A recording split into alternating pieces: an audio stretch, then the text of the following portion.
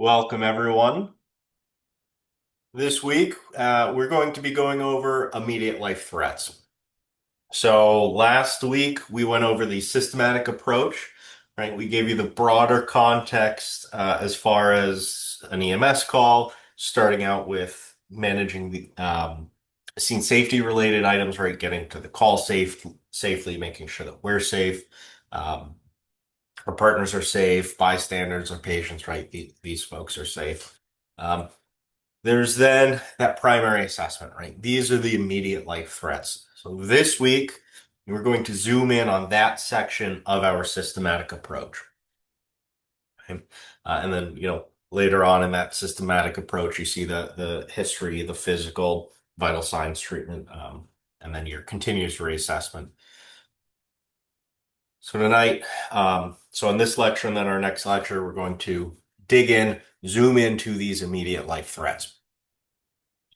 The topics within our immediate life threats, we're going to be going over what threatens life, right? The different things that are going to cause our patients problems. We're going to spend quite a bit of time on airway, respiration, ventilation. We're going to spend some time on hemorrhage and then cardiac arrest. Right? So these are kind of our immediate life threats here. We're going to start out with what threatens life, right? So we need to go over some kind of foundational knowledge first. Um, it kind of ties us in. So homeostasis. Homeostasis is the tendency towards a relatively stable equilibrium between interdependent elements, especially as maintained by physiological processes. Another way of saying this is that the body wants to maintain homeostasis. It wants to maintain balance. So things want to continue. They're going to try to equalize in some cases. Pathophysiology. So this pathophysiology is the study of how diseases or injuries affect the body's normal functions and structures. So you went through the anatomy and physiology videos, you went through the medical terminology videos. So anatomy, physiology, right? The structures, how they're physically structured, um, and then the physiology, right? What are the functions? What are the normal systems, right? Whereas pathophysiology is kind of when these things break down. Right? So you study what normal looks like, and then we're going to go over what does it look like when these systems are broken. We've talked about several times how the body is made up of billions and billions of cells, right? So we have all of these cells in the body, and these cells do jobs, right? And the jobs of these cells are to keep us alive, right? So they have functions and then they make up tissues and organs and so on and so forth. But the body's built of all of these cells, right? And these cells do jobs and these jobs keep us alive. That means if these cells are not able to do their job, then we're going to have a real problem, right? Um, and so a big chunk of what we do is making sure that these cells have the resources that they need to be able to do their job, right? So we need to make sure that we're doing everything that we can. We understand the systems. We're doing what we need to do so that these cells get the resources they need so they can do their job, so on and so forth, right? Um, you're going to hear the terms perfusion and respiration, right? So respiration is the exchange of gas, right? So you have a patient who respirates, right? What is your respiratory rate? How many times in a minute are you breathing? We'll talk about tidal volume and minute volume and so on and so forth. And so know that respiration is the movement of gases, right? These cells need oxygen to be able to do their job. A byproduct of them doing their job is CO2, right? And then it gets breathed out. Perfusion is that process, right? So perfusion is the process of the cells getting the resources, doing their job, getting the byproducts, blah, blah, blah, blah, blah. And this is making energy, right? So metabolism. So the cells doing this is metabolism, them getting the resources, Right? They're perfusing, they're doing what you need. Now, obviously, if you take an actual A&P class, there's so much more to this. For our purposes, we're going to keep it fairly high level, right? In the field, that's basically what we're doing. So the resources of the cells are water, glucose, oxygen, and there's some other stuff in there. But for us, water, glucose, oxygen, these are the main things that we need to get to the cells. You'll see that we spend quite a bit of time managing the systems that get these cells the resources. And so anything that threatens the cells being able to do their job is a threat, right? Now, some are immediate life threats, right? So if the cells can't get oxygen, immediate life threat, right? If the cells don't have enough glucose, that can also certainly be an immediate life threat. Some of the other physiologies out there might take, longer time horizons, and so maybe they're not an immediate life threat, but they're still something that should be on our radar.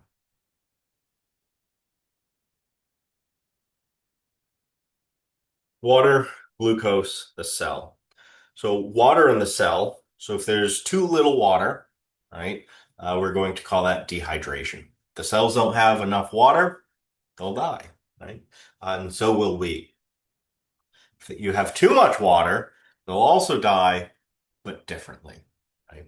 Now, for us, not the end of the world, right? Or really what I should say, like, we don't really need to dive into the physiology of that, but do understand too much water, too little water, um, can cause some serious issues.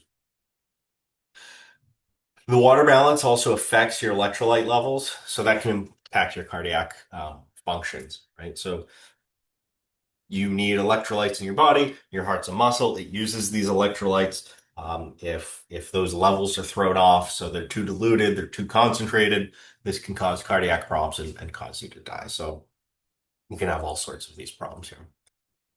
Typically, the body's going to maintain it. So we're not, as EMTs, directly really adding or removing any of this water, but just recognize that too much or too little can cause us problems. Glucose in the cell. Glucose is metabolic fuel, right? So that metabolism, right? The cell's making the energy. Glucose is a fuel for it, right? So it's the final substrate entering the cell, being converted to ATP, which is our energy. You don't need to know the Krebs cycle for this. Some of you have, probably begrudgingly had to study it. Um, but for us, we're going to keep it fairly high level. So the cell needs the glucose to do its job, right? Or at least long term. Now, the way the glucose gets into the cell is through insulin. So the glucose molecule itself is too large to just pass through the cell wall. And so it needs this hormone called insulin. And insulin binds, it allows the glucose to go from outside of the cell inside of the cell. Um, we'll kind of talk later on, but your brain, to be able to function, needs oxygen, blood pressure, blood volume, and sugar. And so if you lose any one of these three things, your brain's not able to mentate appropriately, go into unresponsiveness. But also, hypoglycemia, low blood sugar, is fatal. And now, if you have a diabetic patient or some of these other maladies and their blood sugar drops, that can lead to death, right? Because they just physically don't have the glucose in their system available to go into the cells. Now, that's hypoglycemic. Hyperglycemia can also lead to these problems of altered mental status and death and some of these other things.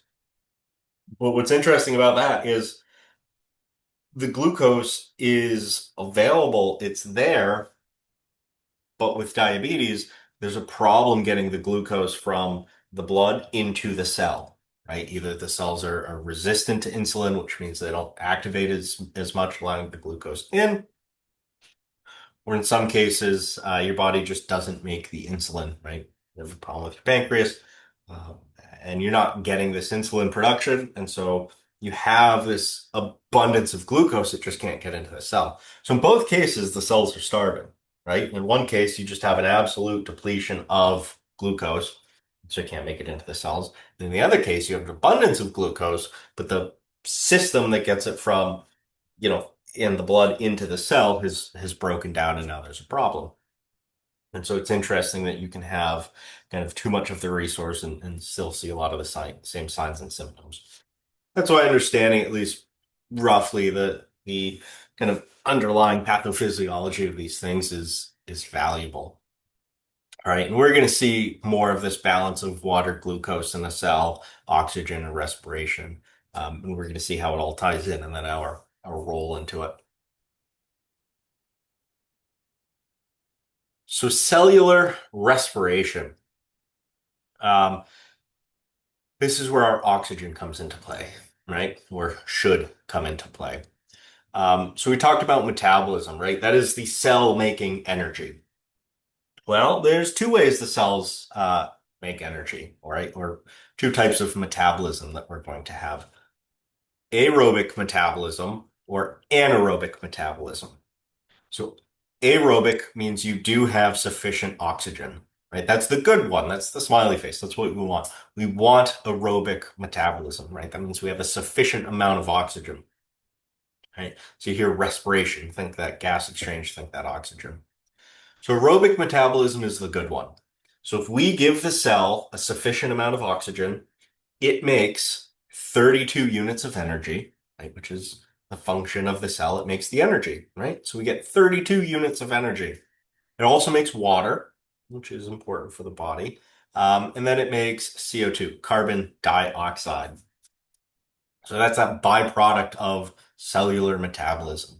So if I give the cell oxygen, the trade offer is it gives me 32 ATP, water, and CO2. Right? And again, ATP is that unit of energy that the body needs. Anaerobic metabolism, so without the presence of oxygen, is the bad one. Insufficient oxygen. Now you may say, well, if it's the bad one, why does it exist? Well, your cells in the body need ATP, they need energy to be able to do their jobs. And so the primary system, aerobic metabolism, with sufficient oxygen makes, 32 ATP, the water, the CO2, but the body's built in a backup system, right? So if we don't have that supply of oxygen, we can still get some energy, but there's some trade-offs, right? So in the absence of a sufficient amount of oxygen, the body and the cells instead make 2 ATP. So we go from 32 units of energy down to 2 units of energy. And they also make lactic acid. So we were talking earlier about how we need water, but also the amount of water in the body can cause problems, right? Not enough water, we dehydrate, we die. Too much water, we can dilute the electrolytes. And so now the heart that needs a very specific amount of electrolytes and pH balance, right? The heart needs a very kind of controlled environment to be able to function effectively. And if not, it can get thrown off. But this anaerobic metabolism makes less energy and it produces lactic acid. So all you need to know is acid makes the body acidic, right? And so the heart is very sensitive to the amount of acidity, right? It's sensitive to the pH, right? And so in this anaerobic metabolism, where you don't have enough oxygen, you're not making the same amount of energy, and then you're also getting this lactic acid. And so that's really where the problem comes into play, is in the absence of the right amount of oxygen, our cells are switching over to this anaerobic metabolism, the less effective way of making energy, and we get less energy, and then we also get this byproduct of acid, right? So this acidity can create a less hospitable environment for really the whole body, but for our purposes, the heart, right? So that can lead to a problem for us. And so that's why it's important for us to make sure enough oxygen gets down to the cells because we need the cells to be able to make, the right amount of energy, get the byproducts, so on and so forth. Our blood is the carrier pigeon of the body, right? So the blood carries the oxygen, the CO2, there's lactic acid in it, there's glucose, right? All of these things, the blood is swirling it around the body. And I believe we're going to have the heart in here, right? But we'll talk about it. So The blood vessels leaving the heart are called arteries. You can think of these as the high pressure supply pipes from the heart to the body, right?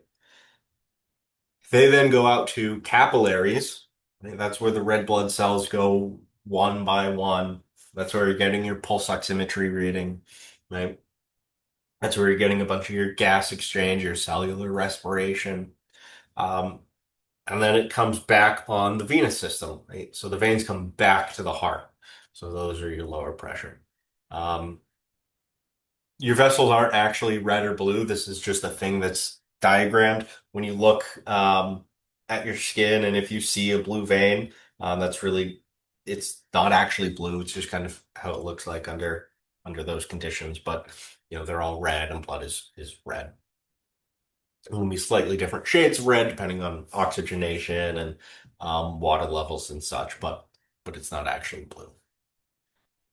Blood has components. So you have plasma, right? So that's like the liquid part. You have the red blood cells, which has the hemoglobin. So the hemoglobin is where the oxygen binds to, where CO can bind, which we do not want, but that can trick our pulse oximeter, right? So if you have one of the cheaper pulse oximeters and somebody has carbon monoxide in their system, it may give you a reading of 100 when in reality it's picking up CO.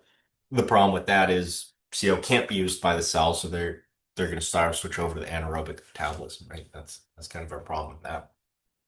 White blood cells, they manage infectious and infection, so on and so forth. And then platelets, right? Those are components for clotting, right? So if you have somebody who's bleeding, we need the platelets to be happy. We need the clotting cascade to be happy, which also, if you've done A&P, don't worry.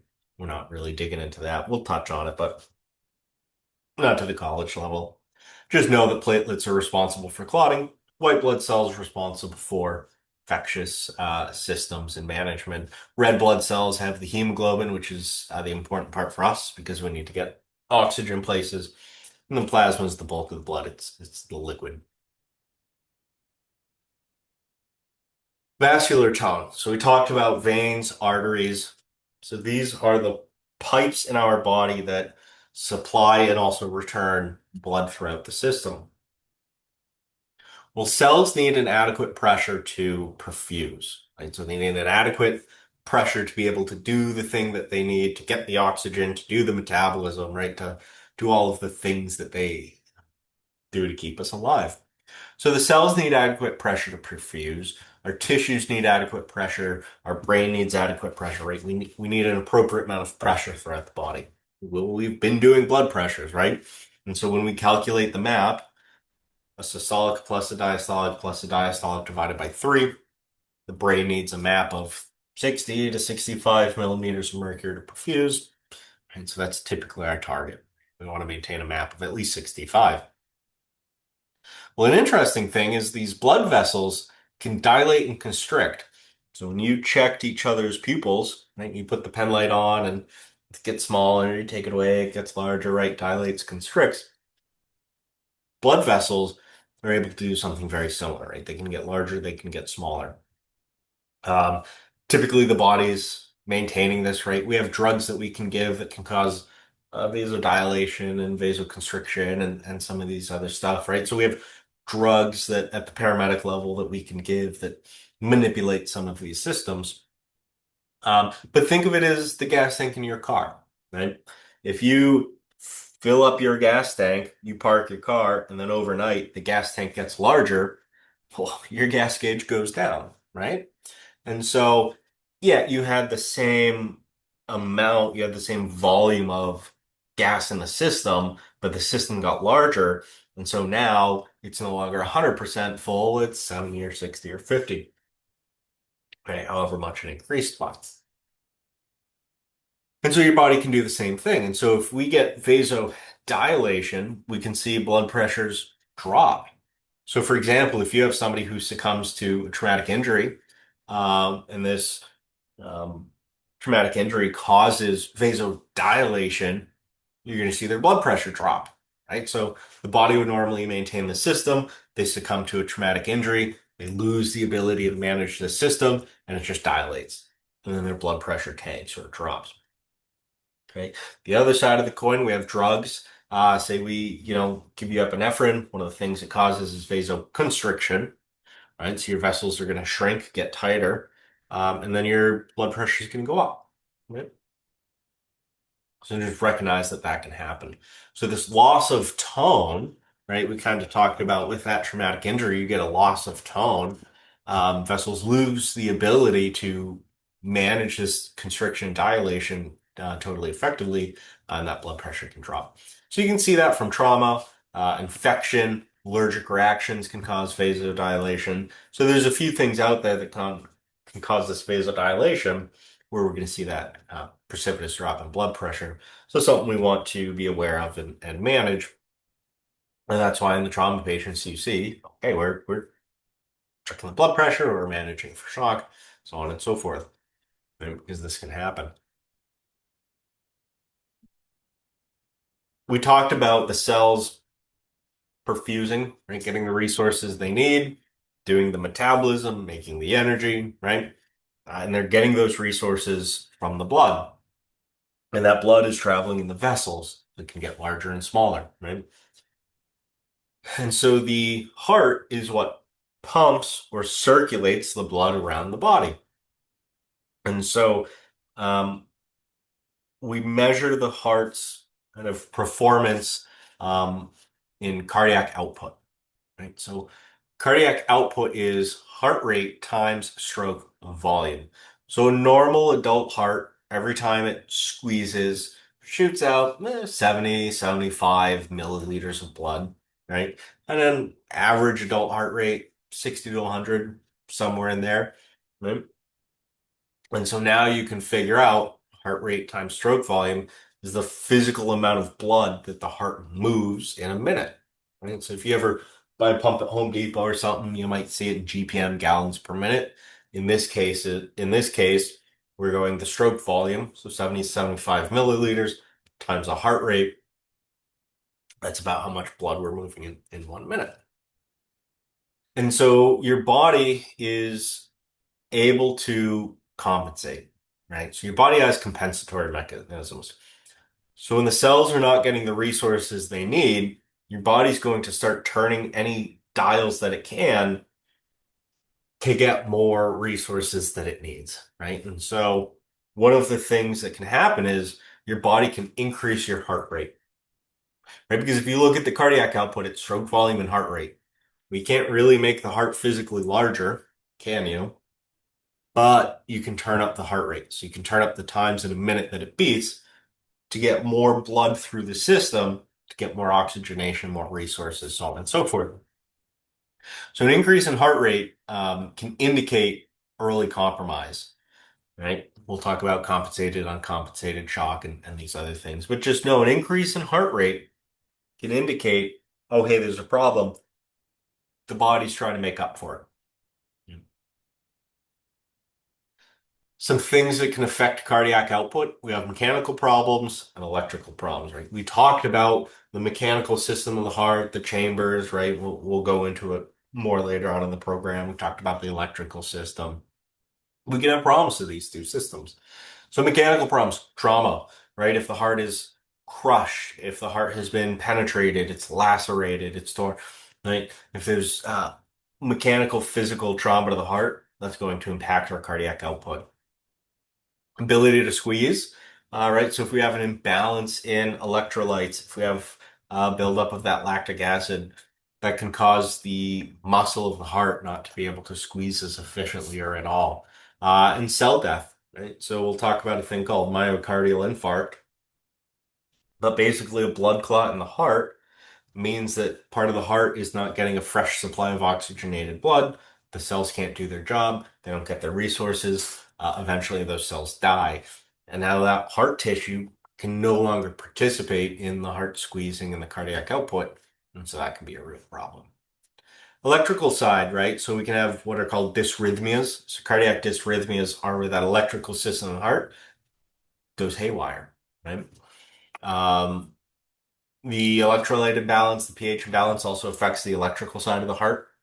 Right? So the electrical side of the heart is driven by movement of these electrolytes. So an imbalance can cause a lack of ability to squeeze as well, and they can lead to cardiac arrest, right? They can cause dysrhythmias. Some of these dysrhythmias don't produce cardiac output, and so there's a bunch of different problems here. But definitely understand cardiac output is heart rate times stroke volume. So it's the amount of blood that the heart is circulating. You're going to see a very similar concept when it comes to breathing. Mm.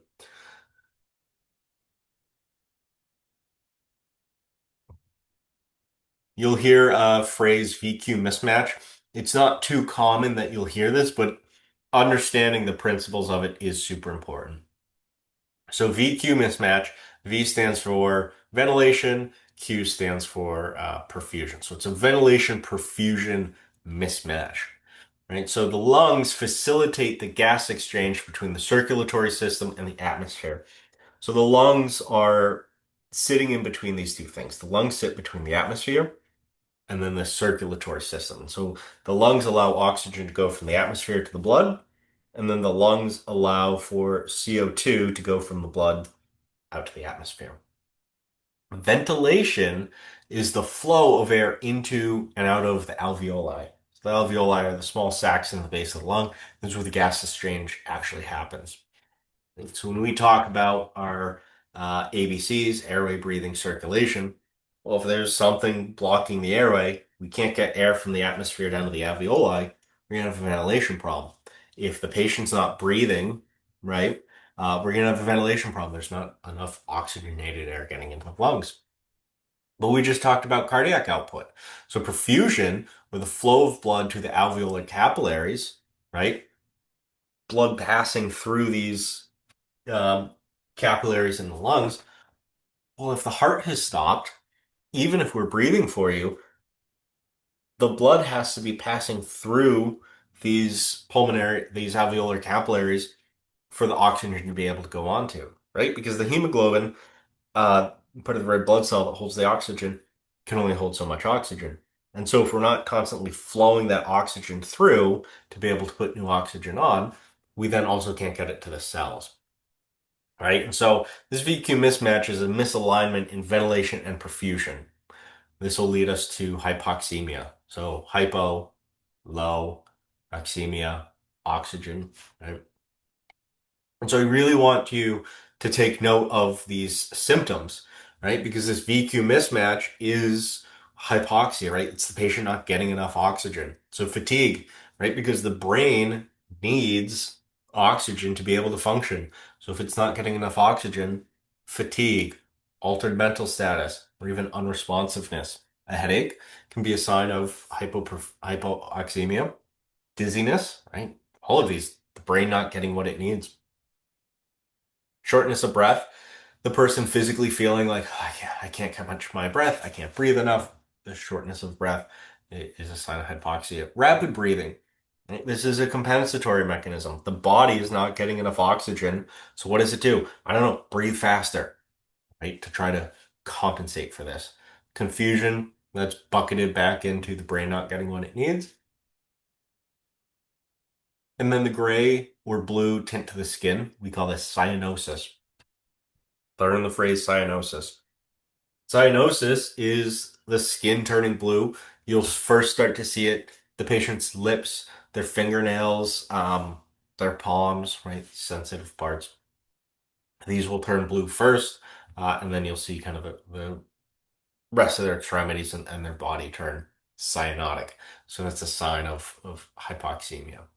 So ventilation perfusion mismatch, a VQ mismatch, is a problem between the flow of air into and out of the alveoli and the flow of blood to and through the alveolar capillaries. So it's a misalignment in this system, and that's where we're likely to see our hypoxia.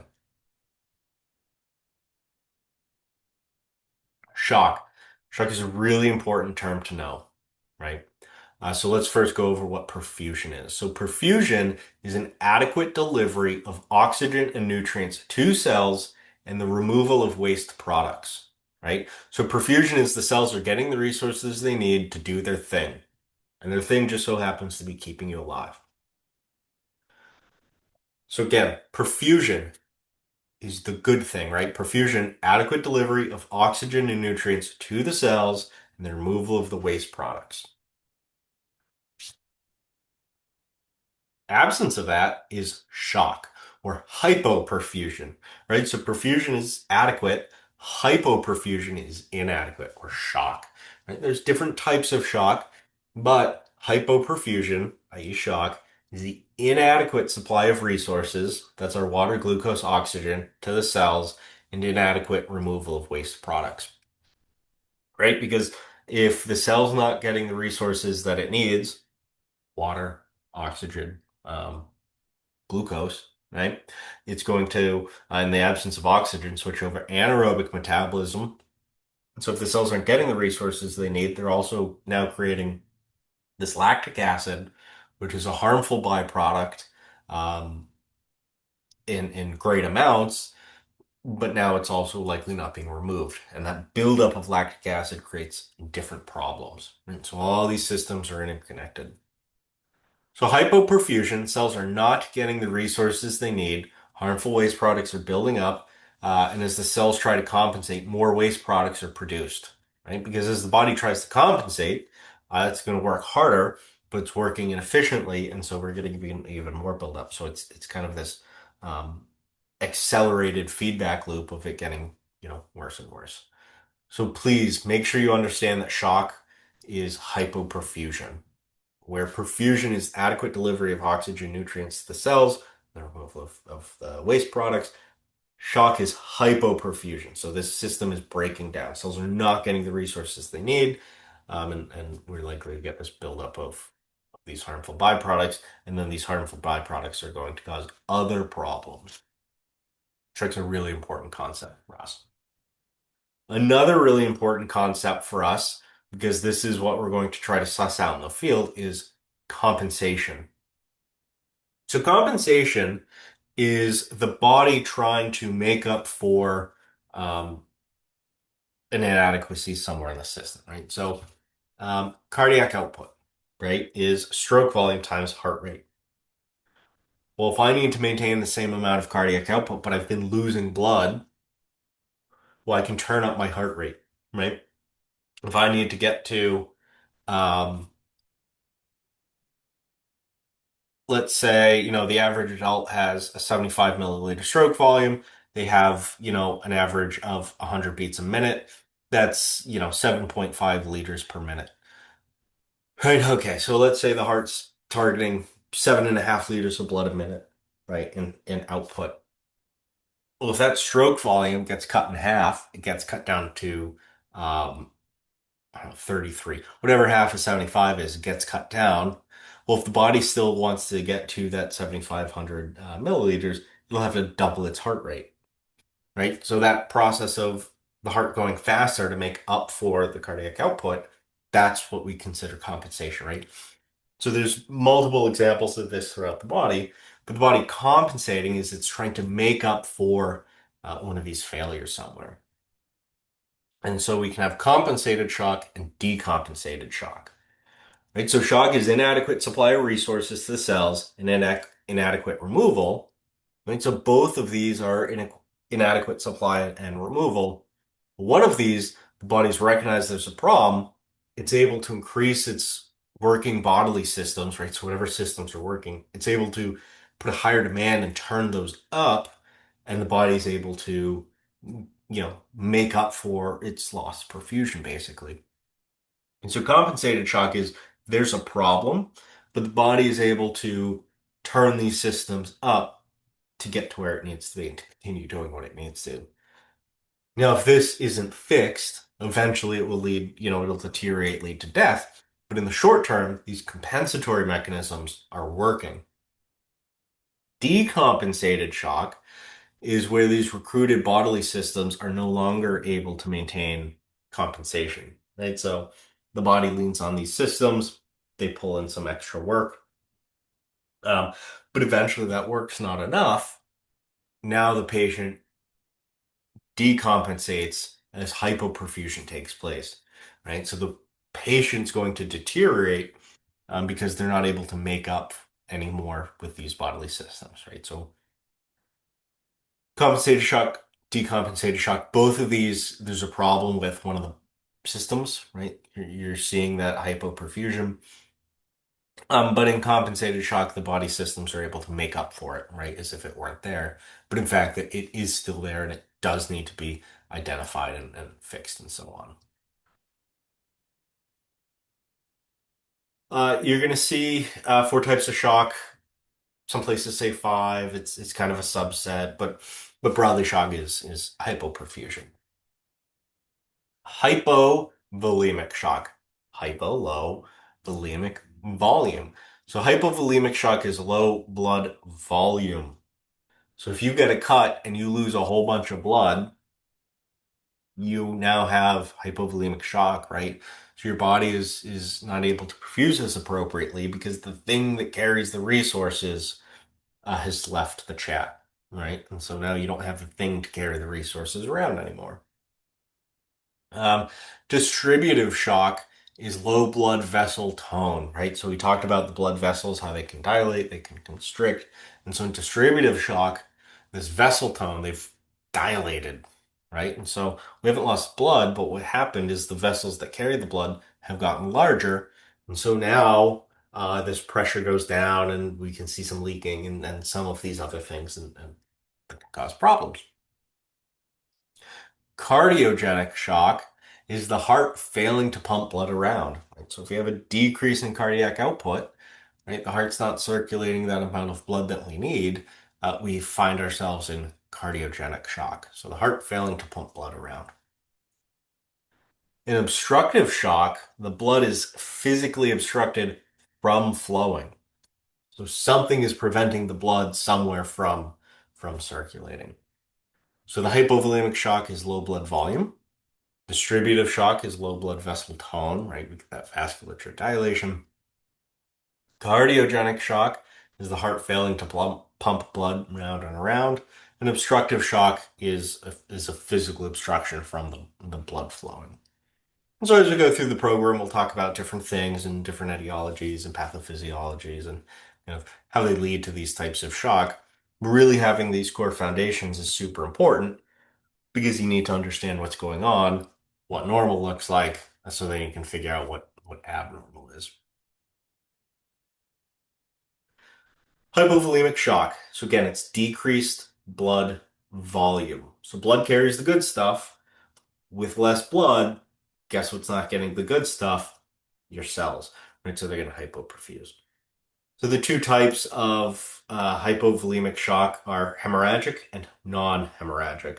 So hemorrhaging is the fancy term for bleeding, right? So blood should be in the cells. When the cells have a puncture, laceration, right? They hemorrhage, they're bleeding, right? And so we're going to see a decrease in that blood volume. GI bleeding, gastrointestinal system bleeding. So that can come, out of one of two ends. But GI bleeding is absolutely a source of hemorrhage. So we're going to consider that internal bleeding. Spontaneous bleeding, right? So bleeding from other sources. Vascular, right? So if we have say a ruptured abdominal aortic aneurysm, right? So the aorta, massive artery that leaves the heart, if that ruptures, trauma, like hemorrhage can come from all sorts of places. It can be traumatic, it can be non-traumatic, right? It can be from disease processes or what have you. But any hemorrhage or bleeding is going to lead us to hypovolemic shock if not managed, because we're losing that blood that carries the resources. Um, if the bleeding is accessible, our answer is to stop the bleeding, right? Direct pressure, tourniquet, hemostatic agent. We'll get into some of those nuances, but if we're able to identify hemorrhage, we want to stop it, right? And we want to stop it because there's only so much blood. It takes several days for that blood to be replaced. So if we bleed it out in a few minutes or half an hour, or whatever it may be, we get a real problem, right? We're going to have hypovolemic shock because we just have a decrease in the blood that's available to us. Non-hemorrhagic, right? So these are non bleeding sources of low blood volume. So these can be GI losses, vomiting, diarrhea, right? So that plasma, that watery part of the blood, right?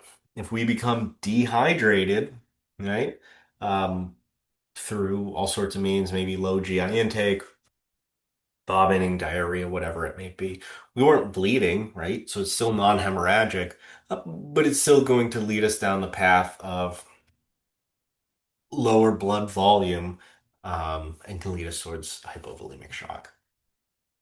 You can also lose it through the skin, right? So burns. One of the things that happens is if your skin gets burned, it weeps a lot of fluid, right? And that fluid has to comes from somewhere, comes from your blood. And so burns can cause us to lose volume. Heat stroke, right? You're out in the summer, you're working, you're sweating, you're sweating, you're sweating. Well, you're losing volume, right? You're losing water that has to come from somewhere, comes from your body. Um, Fever, being ill, some of these other things, infections. Um, there's some other stuff out there that can lead to hypovolemic shock, poor oral intake. Um, but just kind of recognizing that the body needs to maintain a balance of blood volume is important. Distributive shock. This one's vasodilation, right? This can come as septic shock, anaphylactic shock, neurogenic shock, right? Where we get vasodilation. So septic shock is a life-threatening organ dysfunction from dysregulated host response to infection. So typically in sepsis, what you'll see is there's a local source of infection, and eventually it grows, and then it spreads, and then it gets sent out system-wide throughout the body. We'll go into it more later on, but one of the kind of things that happens in this sepsis shock is you get this vasodilation. And so you get vasodilation, blood pressure goes down. Cells need an adequate amount of pressure to be able to perfuse and do what they need to do. But no, we no longer have that. Hence, we got a real problem. Also, in septic shock, you have a buildup of some of these other things that aren't good for you as well and cause other sorts of problems. Anaphylactic shock is a double whammy, right? So it's cardiovascular collapse and respiratory distress due to bronchospasm. So anaphylactic shock, you're allergic to something, it'll cause vasodilation, but it will also cause bronchospasm. So your bronchi are the pipes that go from the trachea down to the alveoli, down to the base of the lungs.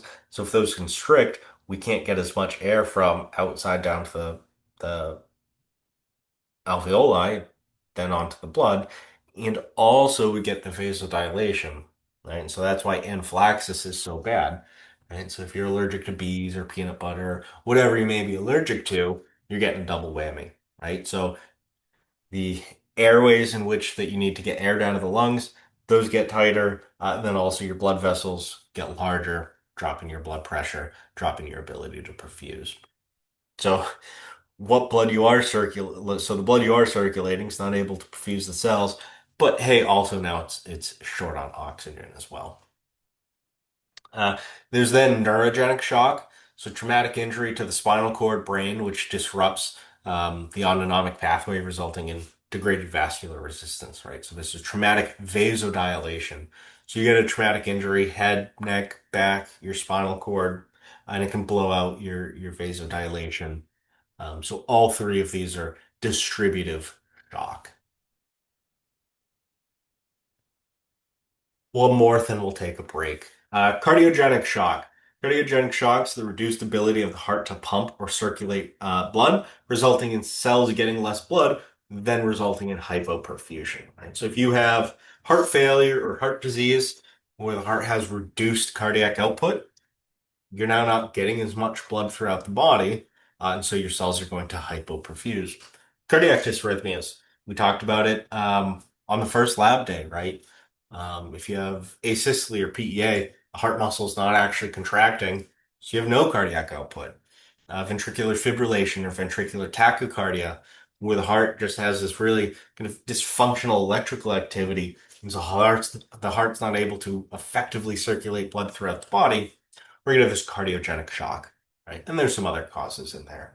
But you've seen these causes of shock. The end result is hypoperfusion, the cell's not getting the resources they need. But these all have different etiologies, and we treat them differently, right? So we can treat hemorrhage different from the cardiogenic shock versus the distributive. Now we have obstructive shock. So this is extracardiac causes leading to a decrease in the left ventricular cardiac output. So remember, blood comes from the body in through the right side of the heart, top, bottom, out to the lungs. We get gas exchange. Then it comes back up through the left top part of the heart, left bottom of the heart, out to the body. So extracardiac causes outside of the heart that lead to a decrease in the left ventricular cardiac output. So this is an obstruction somewhere. One of the most common is what's called a pulmonary embolism. And so this is a blood clot down in the lungs that reduces the flow of blood through the lungs. And so that is an obstruction that causes, a decrease in blood flow throughout the body. Um, There's also external compression preventing the heart from filling. So this can be a tension pneumothorax. That's the fancy term for a collapsed lung. We'll talk about that later. Pericardiac tamponade. So there's a sac around the heart. If that space between the heart and that sac fill with blood, then the heart can't, fill as much. We can't get a full ejection of blood. But that's not the heart itself, right? It's blood filling this sac. So um, pericardiac tamponade, tension pneumothorax, pulmonary embolism. These are kind of the big things of obstructive shock. Pulmonary embolism will come up later, um, but that can be a big one, right? You might see that, or you're likely to see that a person who has difficulty breathing, right? So they're complaining of shortness of breath. You're going to see the signs and symptoms of that VQ mismatch, that hypoxia, right? But you're going to listen to breath sounds and they're going to be completely clear. It's because the obstruction isn't with the airway, it's with the blood flow through the lungs. And so we get that decrease in blood flow. So we're seeing all of the signs of hypoxia. And it's coming from the lungs, but from that circulatory side. So you listen to breath sounds and they're clear. They need a hospital to manage that. We can't do that pre-hospitally, right? But that's pretty scary. We won't spend a whole lot of time on this, but as hopefully get more comfortable and more familiar with the different types of shocks, right? Make sure to do your rating. There's a lot of nuance that when it comes to shock that you may see on your registry tests. Um, but the hypovolemic shock, cardiogenic shock, neurogenic shock, anaphylactic, septic. So hypovolemic, oftentimes you'll see trauma in the history. The responsiveness or the mentation will be decreased because the person's hypoperfusing. So in all of these types of shock, especially as they slip to uncompensated shock or decompensated shock, the brain's not getting the resources that it needs, so it's not able to keep up. Respiratory rate you see in hypovolemic shock goes up, right? So the respiratory rate is going to increase to try to compensate for this. Heart rate is also going to go up to try to compensate for this. But you may find that their breathing is weak or their pulse is weak because they have an absolute loss of blood volume. Color. So the patient's skin can become cyanotic, they can become pale, it can become decreased. They may become cool to touch, right? As the blood, which carries a lot of warmth, is lost. Capillary refill, right, is down, gets delayed. Um, Also, all of these, you're likely to see a drop in blood pressure and also pulse oximetry. Cardiogenic shock, this can come from trauma or medical, as we talked about. So again, all of them have the decrease in responsiveness, but you can see a compensation of their respiratory system, right? So the heart rate or the respiratory rate goes up, heart rate tries to spike up as it tries to manage for this. But much like the hypovolemic, you're going to see, um, you know, poor skin color, their temperature might drop, their cap refill might become delayed. Neurogenic is that typically from trauma, right? Fall, head, neck, back strike. So you may see their breathing become irregular, super abnormal, because that medulla oblongata in the brain is subconsciously controlling your breathing. That becomes damaged, so the thing that breathes for you, right, it's now damaged, so you may see a drop in that. You may also see a drop in their pulse. And then the rest of these, the anaphylactic shock, the septic shock, right, you may actually see that they're kind of warmer to touch. They still have good cap refill, these sorts of things. So don't spend a whole lot of time on the chart, just learn the different shocks, but understand that you still may be hypoperfusing, but we're going to see different signs and symptoms, right? Um, Airway, respiration, ventilation. We spent some time on this in our lab. Um, we may or may not get through this full section tonight, and that's okay. We've got Wednesday, and we've got a couple other things after this, anyways. But airway, respiration, ventilation, critical. This section is very, very important. We've practiced, and we're going to continue to practice a lot of these airway and breathing skills. Um, it's going to be really important that you understand the differences between airway, respiration, ventilation, that ARV. They are all intertwined. They all hold each other's hand, if you will. But they are discretely different. And when we go to diagnose things and we go to treat things, we have different treatments, we have different interventions based on what it is and kind of the relations of these. Um, and so if you're not able to fully kind of grasp the kind of differences here and how they intertwine, you'll find that you're confused anytime you get airway and breathing questions. So really try to spend the time, make sure you understand this section, because it will be important. It's not overly complicated. Um, In fact, maybe that's why it can be a little bit difficult, but it is so kind of interconnected and there's a lot of small nuances between each. Um, and that's typically where you find the complication. So none of this material is overly complex. It's just nuanced and the interplay between them is where folks tend to get lost. Our ARV section, area respiration ventilation, we're going to go through some definitions. We're going to go through some foundational knowledge. Then we're going to go through understanding different ARV problems. Then we're going to go through recognizing those problems and then treating those problems. Okay. So we're going to learn some key terms. We're going to learn some foundational knowledge. Then once we have that, we can start to try to understand the different ARV problems. Okay. What are the different problems that we have? How do we recognize them? And then when we recognize them, what do we do about it?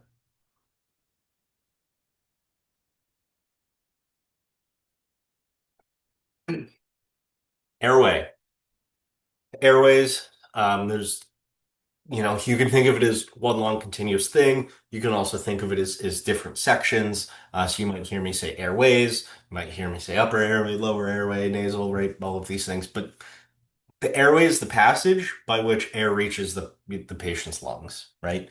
The airway or airways, however you want to say it, is how air gets from the outside down into the alveoli, down into the base of the lungs, right? Those are the airways, right? We need to make sure that those airways are patent, right? They're open so air can physically move in and out. We then have ventilation, which is the physical process of air moving in and out of the lungs, right? But we can't have that if we don't have a patent airway, right? And so the airway being physically open is not the same as the air actually moving in and out, right? So the patent airway is a prerequisite for the ventilation, but it is not ventilation. Making it stickier yet is respiration. So respiration is the actual gas exchange across the alveoli into the capillaries, right? So those alveoli, those small base of the lungs that you saw in the AMP videos, right? Um, that's where the gas exchange is, right? And that's where we're seeing diffusion. So high concentration, low concentration. So your body, the cells in your body eat up, they use the oxygen. So now there's a lower concentration of oxygen in the blood, but there's higher concentration out in the atmosphere. So that oxygen is going to go from high to low, right? And then in the air, not as much CO2, but you have more CO2 in the blood because it's a byproduct of the aerobic metabolism. And so it goes back to the atmosphere, right? So airways, the passage by which air gets to the lungs. Ventilation is the movement of air in and out of the lungs. Respiration is the gas exchange happening in the alveoli, those little air sacs at the base of the lungs. Really super, super, super important to know the difference between the three. They're all interconnected, but they're kind of different steps or different functions of this system, right? And so if I put somebody on a nasal cannula, I'm not opening their airway, right? If I put somebody on a nasal cannula, I'm not actually ensuring that air is moving in and out, right? I'm not even really ensuring that there's respiration. There could be a blood clot down there, right? Preventing the blood exchange on the other side, right? A BVM, similarly, is not opening the airways. But what it is doing is pushing air into the lungs, breathing for them, right? And if I add oxygen to it, I increase that concentration. Right. And so that's why it's important to actually diagnose what's going on. Like if you get there and you hear snoring respirations, that tells you that they've lost muscle tone. The soft tissues of the airway have flopped back, um, and now the air's restricted, right? We're going to go over this, in more detail. We're going to get our reps in, but I really go over um, knowing the difference between airway ventilation, respiration, super duper important. There's then cellular metabolism. So cellular metabolism is the sum of all chemical changes that take place in a cell through which energy and basic components are provided for central processes, including synthesis of new molecules, the breakdown and removal of others. Right? So the cellular metabolism is all of it, right? It's getting the resources, making the energy, doing their jobs, getting rid of their byproducts, right? But the cells to do their job, cellular metabolism, right? To do their job, they need the resources. To get the resources, it comes from the blood. So to come from the blood, you have to have blood. The blood vessels need to be the right size. The heart needs to be working. The lungs need to be working. You need to be breathing. There needs to be enough oxygen in the air that you're breathing. If any of those break down, hey, now we got a problem, right? That's going to be an immediate life threat. It's going to threaten the life of our patient. Few more definitions. All of these are important. So either take notes as we go through. The slides are available in the Moodle. Um, Learn all of these definitions, right? If it's in the slide deck, it's really, really important for all of this stuff. Apnea, no respiratory rate. So if you go assess a patient's respiratory rate and it's zero, that's called apnea. Tachypnea. So tachy is fast, apnea, breathing. High respiratory rate. Tachypnea, high respiratory rate. Oops. Um, Bradypnea, slow respiratory rate. Brady, slow, pnea, right? Slow respiratory rate. So apnea, no respiratory rate. Tachypnea, high respiratory rate. Bradypnea, slow respiratory rate. Dyspnea is shortness of breath. Dyspnea is difficulty breathing, right? So you get a call, patient's having a hard time breathing. You may hear the term SOB, shortness of breath, not the other one. The medical term for that is dyspnea. Okay. So respiratory distress, right? So you're going to hear me say what goes up must come down hard. And that's how we can think of this kind of uh, respiratory failure process. So you first have dyspnea or respiratory distress. So if a person's having difficulty breathing for whatever reason, you're going to find the first kind of thing that happens is they have an increased in work of breathing, right? Or other breathing difficulty compromise. So it gets hard to breathe, it gets hard to move air, right? They're having a hard time. So what happens? Um, their compensatory mechanisms kick in and they're working. So in respiratory distress, you have an increased work of breathing, your compensatory mechanisms kick in, and so your respiratory rate goes up. So the first step in respiratory distress is a increase in respiratory rate. And that is our compensatory mechanisms working. They're doing what they're supposed to. Compensatory mechanisms working, respiratory rate up. But those are short term, right? You can only run for so long, right? If you're getting chased by a bear and that bear's difficulty breathing and you running is your respiratory rate up, so you're running from this bear, you're going to be moving faster. But eventually, you're going to get tired, you're going to get fatigued, you can't maintain, right? And so your respiratory rate drops. We call the respiratory distress. Now we have failing compensatory mechanisms. The rate goes down. Now, mind you, we don't necessarily know yet why we've had the respiratory distress and increase in respiratory rate, but something is going on. And so our body's compensating for whatever's going on, but now it's gotten tired. So now it can no longer compensate. But we never fixed the underlying problem. We had a short period of time where the body was like, "Oh, there's a problem, but I can keep it up." And if we don't fix it, the respiratory rate's going to dump back down, and we're going to go into what's called respiratory arrest. That's where we have apnea. So no respiratory rate. So the process is compensatory mechanism for respiratory stuff kicks up. So we see an increase in respiratory rate, body's able to compensate. But eventually, if we don't fix the problem, body gets tired, dumps out on us. Okay. So appreciate that um, if the first step is an increase in respiratory rate, we need to figure out what the underlying problem is. We need to help manage it. We need to help fix it. Otherwise, it's going to dump out on the other end. Okay. So those were some of the definitions. Now let's get a little bit more into some of that foundational knowledge. The function of the respiratory system is to obtain oxygen needed for cellular metabolism, eliminate carbon dioxide, which is produced by the cellular metabolism, right? So the function of the respiratory system is take in fresh oxygen, give it to the blood, take the CO2 from the blood, get it back to the atmosphere, right? On the other end, the cells are using that oxygen, doing their thing, putting the CO2 back onto the blood. So in this, problems are a real problem, right? These are true immediate life threats, right? Because if the cells don't get the resources they need, they can't do the job that they need to do, um, we get a real problem, right? So problems are a problem. So any problem or disruption of airway, respiration, ventilation leads to reduced or ceased cellular metabolism, which leads to cell death, right? So we'll have a limited compensatory ability. We need to fix it now, right? So if there's a problem with the airway, find, fix, we need to do it, right? We'll move some stuff anyway. PEEP. Really important concept. Really super important. So PEEP stands for positive end expiratory pressure.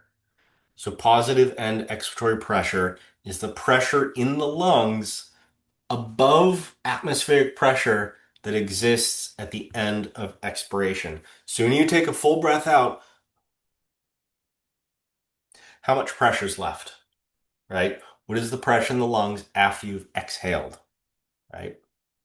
And so if I put somebody on a thing called CPAP, continuous positive airway pressure, I'm putting a mask on them, I'm forcing air into their airways, I'm increasing that pressure, I'm helping push open these airways, right? Keeping them open, helping with some of this respiration. Something else to know, and we have a little video here, is end tidal CO2. So end tidal. So end of the tidal, so the end of your breath, how much CO2 is there?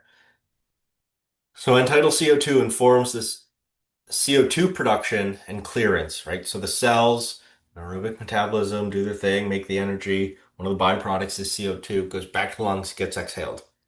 So we can measure this end tidal CO2. So we can measure the amount of CO2 at the end of this tidal um, volume, measure how much CO2, and that can inform us, okay, is there CO2 production, but also clearance, right? So we can look at the waveform and we can see how well is it moving or clearing.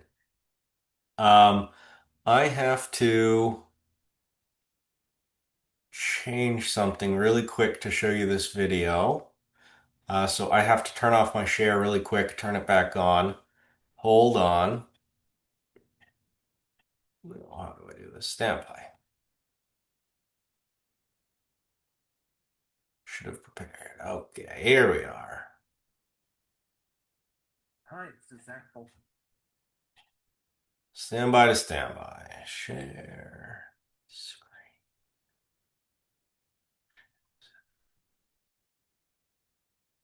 Boom. All right. We're going to watch this quick little video here, about 10 minutes. Fulkerson, pulmonary and critical care fellow, and I'd like to tell you about a story. A story about a patient of mine You guys who all was hear this transferred okay? emergently from the ward to medical ICU for altered mental status and respiratory failure. Had to be emergently intubated, and when they got to the ICU, they were hypotensive and in shock. This was my view after getting central access. There was an army of nurses and respiratory therapists around. Everything was going normally. The nurses were trying to find a place where the pulse oximeter would read. The end tidal CO2 was up, and I saw this. Nothing in the room had changed at all. The nurses were still going about their usual work, and my question for you is this. If you see something like this, is this significant or not? Does it mean something or not? If you don't know, or simply aren't sure, then I hope you'll join me for the next few minutes as we discuss waveform capnography in detail. The overview of this talk is simple. We are going to talk about physiology as it pertains to waveform capnography very briefly, and then we're going to go immediately into applying that physiology to capnography examples. With all that said, let's get started. To discuss the physiology, we are going to make use of this diagram, where pulmonary circulation is shown here at the bottom, followed by alveoli in the middle, and then your airways and whatever mechanical tubing you have your patient connected to.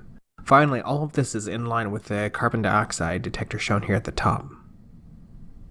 In order to get CO2 to register, 3 things need to happen physiologically. First, we need to produce carbon dioxide in the peripheral tissues through aerobic metabolism. Second, we need pulmonary perfusion. We need all of that CO2 to actually circulate to the lungs. And finally, ventilation. Not only do we need carbon dioxide to diffuse into the alveoli, but also to make it up to our detector. Graphically, we get something that looks like this, where a plateau is formed during expiration, and the end tidal CO2 is recorded at the end of that plateau. During inspiration, the reading should be 0, because typically we are breathing negligible amounts of carbon dioxide. As a reminder, our carbon dioxide can be measured through the artery as well, and comparing these values can be valuable. Of metabolism, circulation, and ventilation, it is metabolism and ventilation that tend to make the end tidal and the arterial CO2 go in the same direction. What I mean by that is that anything that causes the arterial CO2 to go up, such as hypoventilation or hyperthermia, will also cause the end tidal to go up. The reverse is also true, in that hyperventilation or decreased metabolism such as hypothermia will cause both the end tidal and arterial CO2 to go down. Circulation can be more of a wild card and can actually make the end tidal and arterial CO2 go in opposite directions. You see, end tidal CO2 tends to be a little bit less than arterial CO2, and this gap can increase anytime we decrease the pulmonary perfusion or add alveolar dead space. To demonstrate this, let's add some dead space to our diagram and see what happens. On the right, there's no alveolar CO2 because there's no perfusion to this alveolus. On the left, the alveolar CO2 is reflective of the arterial CO2. Once these two mix and make it to our carbon dioxide detector, there's a substantial amount of dilution and the end tidal CO2 decreases significantly, causing a large gap between the end tidal and arterial CO2. Alright, now that we have some physiology under our belts, let's take a look at some common patterns that we're going to run into in the ICU. This one you may recognize. This is a normal capnogram, but let's review it for a little bit. Notice during inspiration, we're breathing negligible amounts of carbon dioxide and the reading should be 0. During expiration, we form a plateau that's almost flat but not quite, and we measure the end tidal CO2 at the end of expiration. And now let's compare the normal with our first abnormal example. Now this starts off looking normal enough, but notice that the end tidal is gradually decreasing. This can happen in any situation that causes the arterial CO2 to decrease, such as hyperventilation or a decrease in metabolism. But remember, the end tidal CO2 can also go down by anything that causes an increase in dead space, such as decreased cardiac output, a pulmonary embolism, or hyperexpanded alveoli. Our next example is basically the complete opposite. You'll notice a gradually increasing end tidal CO2. So this can be caused by anything that increases the arterial CO2, such as hypoventilation, or an increase in metabolism, such as hyperthermia. You'll also notice that the end tidal will go up anytime that you give your patient exogenous bicarbonate, such as a bicarb push. Our next example starts off looking just like the previous one, a gradually increasing end tidal CO2, but here's the difference. The end tidal isn't returning back down to zero during inspiration. Why? It's because the patient is rebreathing. The patient has too much mechanical dead space, or the expiratory valve is not working, causing the patient to rebreathe all their previously exhaled CO2. The point being, if you see a waveform that looks like this, there may be something wrong with the ventilatory circuit itself. Our next example has a completely different waveform. We've lost our nice plateau, and instead it's been replaced by something that looks more like a shark fin. You may be thinking to yourself that it looks like it's taking a very long time for alveolar carbon dioxide to make it up to the detector, and that's exactly what's going on. There is an airway obstruction in this particular case. Most commonly, this is caused by a small airway obstruction such as COPD or asthma, but this could also be due to a very significant large airway obstruction such as a mucus plug, foreign body, or severely kinked endotracheal tube. Now this waveform starts off looking fairly normal, but eventually we're going to lose that nice plateau. What's going on here is alveolar carbon dioxide is not making it to the detector. Instead, it is actually leaking outside of the circuit. You get this if you have a tracheostomy cuff or an endotracheal tube cuff that's poorly inflated or blown, or perhaps you have a supraglottic airway that's not fit correctly. In any case, this is a leak in the circuit that should probably be addressed at the bedside. For our next example, I want you to imagine that you just intubated a patient and you used paralytics, and let's say 45 minutes or an hour have passed and the paralytics are starting to wear off, and the patient is starting to try to initiate breaths but isn't strong enough to trigger a full breath. What you're going to see is you're going to see a little cleft in the plateau. This is called a curare cleft, and is seen anytime a patient is making an inspiratory effort but is not strong enough to actually trigger a full breath on the vent. And finally, we are back to a waveform that should look fairly familiar. This is the waveform from our case, the one where we should be asking ourselves, is this normal or not? This is an important waveform because it could represent a lot of bad things happening. If you have a spontaneously breathing patient, this could represent apnea. This could also represent someone who is disconnected from the ventilator or the endotracheal tube is dislodged. And in the worst case scenario, such as our patient, this could reflect a cardiac arrest. It should come as no surprise that a sudden drop in your end tidal CO2 to zero could represent a cardiac arrest because this is the ultimate in terms of dead space. There's no pulmonary perfusion that is occurring during a cardiac arrest, and therefore no carbon dioxide making it to our detector.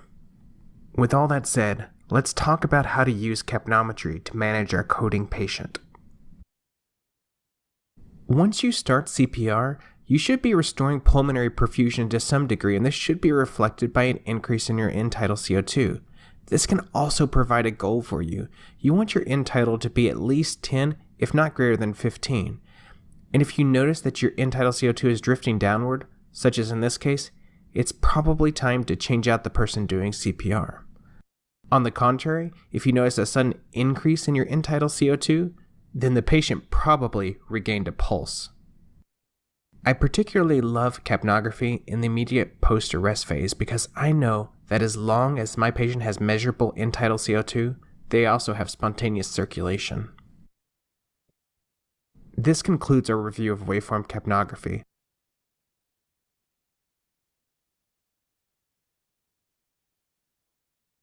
I'm a huge proponent of placing patients on end tidal. There's two ways we can do it. We can do the nasal end tidal, um, which is for the most part what you'll be doing. You can place it on. You don't even have to flow oxygen. You can just put the cannula on, put the end tidal in. Um, I'll typically still hook it up to a regulator. That way, if they just start to desat, I can just bump them up 2 liters a minute, 4 liters a minute, something like that. If they need in a code, you should absolutely do it. As you're doing chest compressions, you should expect to see a little bit of end tidal CO2. That's that perfusion rate indicator. Um, And the other thing is if you have a sick patient and for whatever reason they stop breathing or they're not breathing enough, the machine should beep at you, right? So super useful tool. And understanding what it's actually measuring helps you understand the kind of broader clinical picture of your patient. And so the normal reading is 35 to 45. Breakdown of our upper airway, right? Um, so you have the nasopharynx, the oropharynx, right? So the nasopharynx, this nasal cavity, right? This is where you're going to put a nasal trumpet. It goes in through the nares, comes down, back to the oropharynx, helps keep the tongue up off the back of the airway. Also the oropharynx, right? So the mouth, you have the tongue. Um, and so when you place an OPA, it goes into the mouth, so long as they don't have a gag reflex, slides back, keeps the tongue up off the back of the airway. Right, so the nasopharynx, the NPA and the OPA go into either of those holes, right? They slide back, keep the tongue up off the back, help open up the airway. You also have your head tilt, chin lift, your jaw thrust, which we practiced and will be doing again, right? To physically move and tighten up the soft tissues of the airway to help make sure we have a patent airway. You then have this flap here, right? So this is the epiglottis. This is the flap where it shuts if you eat or drink, so food can go down your esophagus, as opposed down the trachea, right? Sometimes this can get swollen in kids. It's called epiglottitis. That can be life-threatening if that swells. They have a now super complicated airway to manage. And you have these two pipes that go down, right? The esophagus goes down in the stomach, the trachea goes uh, down to the lungs. So the upper airway and the lower airway are broken out at the trachea, right? So you see, let me go back here, right? So you see here, this pipe is the trachea that goes down to the bronchi and the lungs. So everything above that's your upper airway. Um, your trachea and below your lower airway. So the trachea comes down, right? And then it branches left and right. So these are your bronchia, right? That branch out. These are your main stem that branch out into the lungs. There's bronchioles, right? Even a little smaller tubes. And then they go all the way out into alveoli, right? So the alveoli are these small little air sacs in your lungs. This is where gas exchange happens. Inside of the alveoli, you have a little fluid called surfactant, and it kind of helps lubricate and keep the alveoli open. So in some disease processes, these alveoli will collapse, right? So they'll get shut. Well, if they're collapsed, they can't participate in the gas exchange, right? And so one of the things we may do is CPAP, right? That continuous positive airway pressure forces air into this respiratory tract and it helps open up these alveoli. So on one side, on the inside of these sacs of the alveoli is where the gas is, right? So it's gone through the atmosphere, the upper airway, the lower airway, the trachea, the bronchia, the bronchioles, right, all the way down to the sacs, these alveoli. On the other side of these alveoli are the capillaries, right?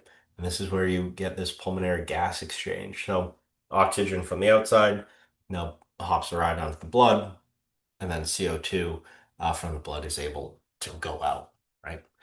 In a pulmonary embolism, there's a clot in the blood flow to the lungs. And so in a pulmonary embolism, you're able to get this ventilation, but you do not get respiration, right? So that's why it's important to know the difference between airway ventilation and respiration.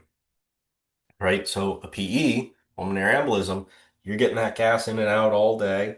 You listen to the breath sounds, they're clear as a whistle. It doesn't make sense, clear as a bell, right? They're super clear. The air's in and out, not a big deal. But because there's a blood clot, the blood's not flowing through the other side of the alveoli, no gas exchange. And so that's kind of a big deal, right? And that would be our obstructive shock. So the lungs themselves aren't a muscle, right? They just hold the alveoli and the bronchia and these other bits and bobs. And so what happens is there's actually a sac in our chest, right? And then there's this muscle called the diaphragm, right? Kind of looks like an umbrella. And so it contracts and then it relaxes and that manages our breathing. So what happens is when the diaphragm contracts, right, it pulls the sac down, right, and it creates a negative pressure, right, because its sac's a certain size, the diaphragm pulls down, and as it pulls down, it creates a negative pressure, and so it pulls air in from the atmosphere. Then when the diaphragm relaxes, goes back up, we exhale, right? So diaphragm contracts, creates a negative pressure, we pull air in. Diaphragm relaxes, goes back up, we exhale. Now, if there's a hole in this system, right, if you have a puncture wound to the chest and that diaphragm contracts, right, flattens, right, pulls down, pulls the breath in, air can come in through that hole. Air comes in through that hole, it's now filling up between the lung and the sac. We now have a collapsed lung, right? So keeping this system fully sealed is important because we want the air to come in through the trachea so it can then go into the lungs and not the chest space around the lungs.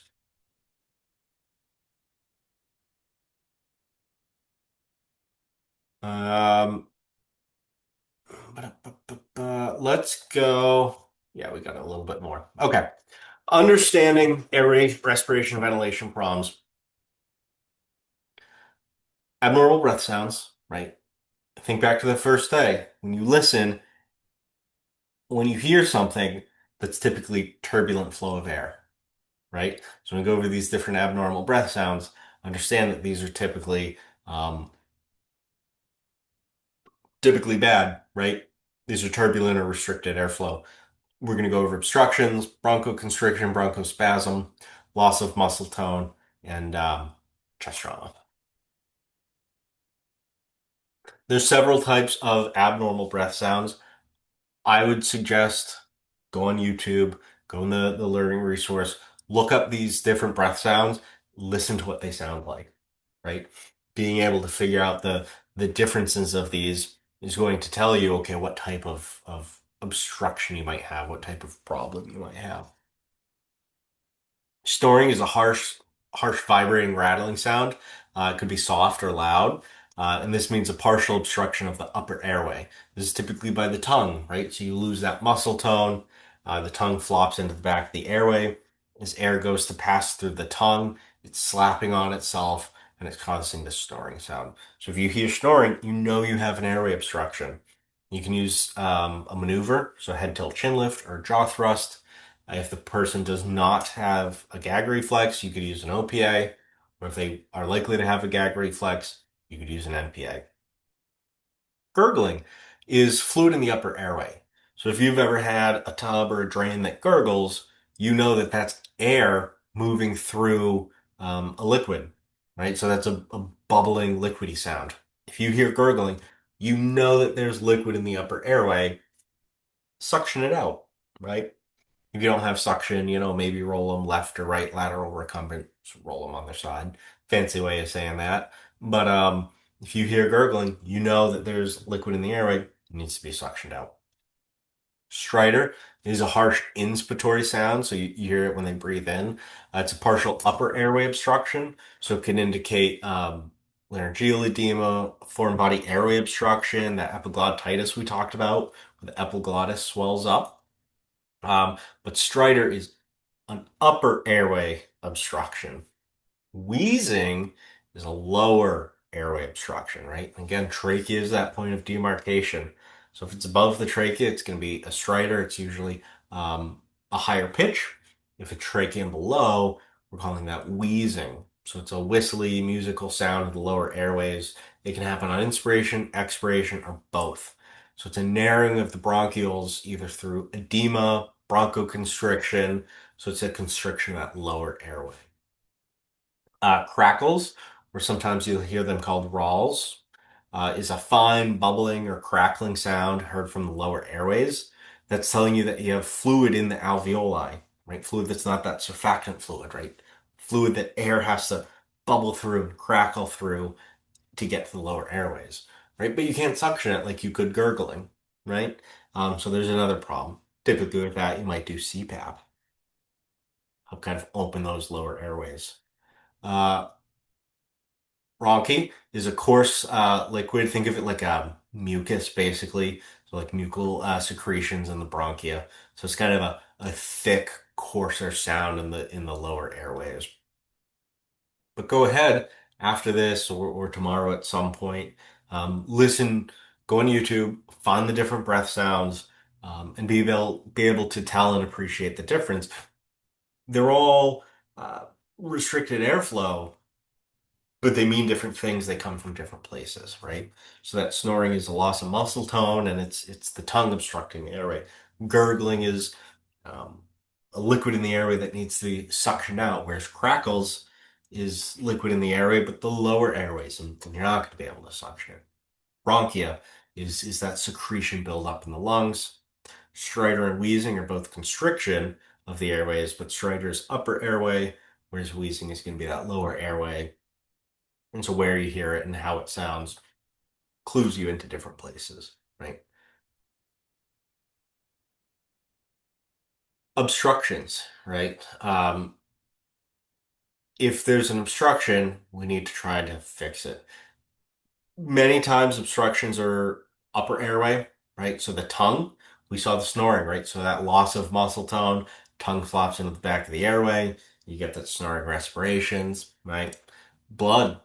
If you're in a traumatic event or you have an upper GI bleed or trauma to the oropharynx, something like that, you might have blood in your upper airway that needs to be suctioned out. And teeth, typically from a traumatic event, teeth in the airway, those need to be removed. They don't typically suction up easy from the suction device, so you might have to pick those out. Bone fragments from, the mandible or the maxilla, right? Something like that. Impaled objects, you could have an impaled object to the cheek or up through the jaw or something like that. Typically, like you're not going to typically remove impaled objects, but have an airway obstruction that might need to be managed. Um, Broadly, we do not remove impaled objects. The only time would be if it's like through the cheek and you can see the other side. If it's paled into the palate, you wouldn't remove it. Or other various TikTok challenges, the cinnamon one, the marshmallow, all can lead to obstructions. Um, but we need to clear them, right? So that's our primary assessment. Our ABCs, our airway, our breathing, our circulation. Make sure the airway's patent, right? So that air can get in and out. And then you got to make sure that they're breathing. But the breathing doesn't matter yet if the airway's not clear, right? And then we move on to our circulation. Bronchoconstriction, bronchospasm. So bronchospasms happen when the muscles that line your bronchia, so the airways in your lungs, and those tighten. So those muscles tighten up. That's where you're going to get wheezing, with that lower airway obstruction or sound, coughing, other symptoms. This can be from asthma, it could be from anaphylaxis, it can be from a number of things. Um, we have a medication, or there's a class of medication called bronchodilators. So these medications actually really kind of uh, relax these muscles, right? They cause this bronchodilation. In the state of New Hampshire, EMTs can give this. Um, Typically throughout the country, EMTs are able to assist if a patient has their own asthma inhaler, right? So these inhalers are bronchodilators. So if a patient has their own inhaler, you can assist them in taking their inhaler. In the state of New Hampshire, EMTs can give patients bronchodilators through a nebulizer. You can give them this nebulized albuterol. Or in some cases, you're going to mix the albuterol with ipratropium bromide, what we call the duonab. You can give them this medication to help release it. But you have to know that they have bronchospasms or bronchoconstriction, right? So wheezing, put them on end-tidal. We see that shark fin, right? You see increased signs of difficulty breathing. Put them on pulse ox. We're giving them oxygen, right? So many of these things we have an ability to intervene. You can also have a loss of muscle tone, right? So we've touched on that a fair bit. They're unconscious, they're unresponsive, maybe they have a neck or back injury, but they've lost this muscle tone. Gravity is pulling these soft tissues of the upper airway down, causing obstruction. That's why we place an OPA. That's why we place an MPA. That's why we might do a head tilt chin lift or a jaw thrust to help manage this loss of muscle tone, open that airway back up. Trauma. You could have traumatic asphyxia or a crush asphyxia, right? Where traumatic injury either crushes the chest temporarily, right? Temporarily crushes the chest, or you now have something permanently um, crushing the chest. You could have some other problems with that, right? But one of them is that the lungs can't fill with air, so they can't inflate, so you can't get that gas exchange. And so that's going to be kind of a mechanical cause of hypoxia if the lungs literally can't fill. That's going to be a fairly obvious case. Um, I think what we'll do is we'll call it a night here, because we're going to have recognizing and then treating the ARV problems, and then the cardiac stuff should fill our 2 hours next week. So, you know, we're basically 45 minutes in, which means we would take a break anyways. So go ahead. We're going to call it a night here. Um, Make sure you go through, do your reading on this section. Um, it's fairly important. It's going to help augment the learning sessions that we've done. When we come back Wednesday, we're going to keep chooching on. We're going to go into more of it.